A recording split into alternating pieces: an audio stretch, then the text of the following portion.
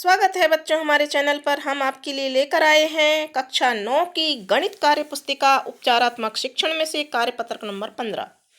इससे पहले के कार्यपत्रक हमने अपने चैनल पर डाल रखे हैं, यदि आपने नहीं देखे हैं तो अवश्य देखें।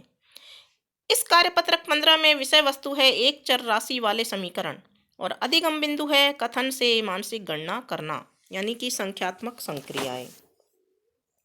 नीचे कुछ सामूहिक गतिविधियां दी हुई हैं जिन्हें शिक्षक सभी विद्यार्थियों को एक साथ कराएं और विद्यार्थी के अंतिम हल से मिलान करवाएं। गतिविधि 1 है, आप 1 से 9 तक यानी कि 9 के बीच कोई संख्या सोचिए। संख्या को 3 से गुणा कीजिए, गुणनफल में 3 जोड़िए, प्राप्त संख्या को पुनः 3 से गुणा कीजिए, प्राप्त संख्या के अंकों का योग लिखिए। क्या यह योग 9 है? अगर आपने ऐसा सोचा है और योगफल 9 आता है तो ये पहेली आपकी हल हो गई है। गतिविधि नंबर 2 है,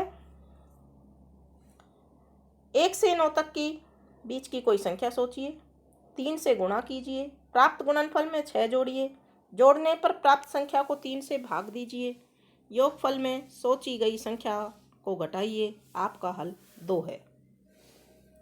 गतिविधि 3 है, 1 से 9 के बीच कोई संख्या सोचिए, उसे 2 से गुणा कीजिए, गुणनफल में 9 जोड़िए, प्राप्त संख्या में से 3 घटाइए, प्राप्त संख्या में 2 का भाग दीजिए, भागफल में से सोची गई संख्या को घटाइए। क्या आपका हल 3 प्राप्त हुआ?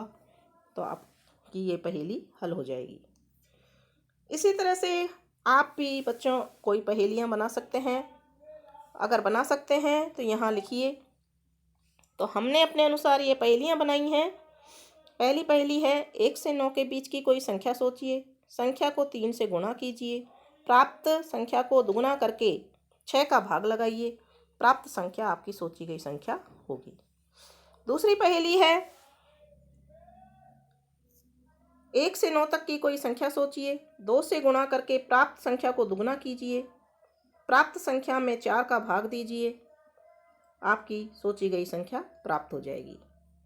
तीसरी पहेली है, 1 से 9 के बीच कोई संख्या सोचिए, उसे उसी संख्या से गुणा कीजिए, जो सोची है उसी संख्या से गुणा करना है, गुणनफल को दुगुना करना है, सोची गई संख्या को 2 से गुणा करके, जो हमने सोची है उसे 2 से गुणा करके और ऊपर जो गुणनफल प्राप्त हुआ था उसमें भाग लगाना है, तो हमारा उत्तर सोची हुई संख्या आ जाएगा।